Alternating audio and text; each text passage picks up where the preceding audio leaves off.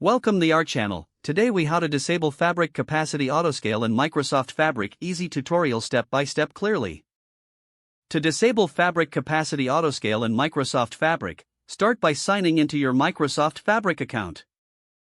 Navigate to the workspace where your Fabric resource is located. In the left-hand menu, click on the Manage option.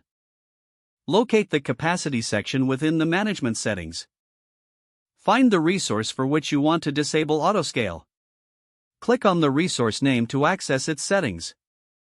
In the Resource Settings menu, look for the Scaling tab. Click on the Scaling tab to view the Autoscaling options. Here, you will see the current Autoscale settings. To disable Autoscale, toggle the option from on to off. Confirm your changes by clicking the Save button. Wait for the settings to update, which may take a few moments. You have successfully disabled Fabric Capacity Autoscale. If the page does not load, refresh the browser or try again in a private or incognito window.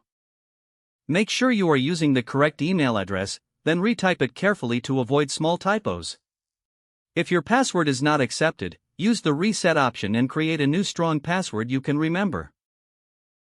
Check your spam folder for verification or security emails, then complete any requested confirmation steps.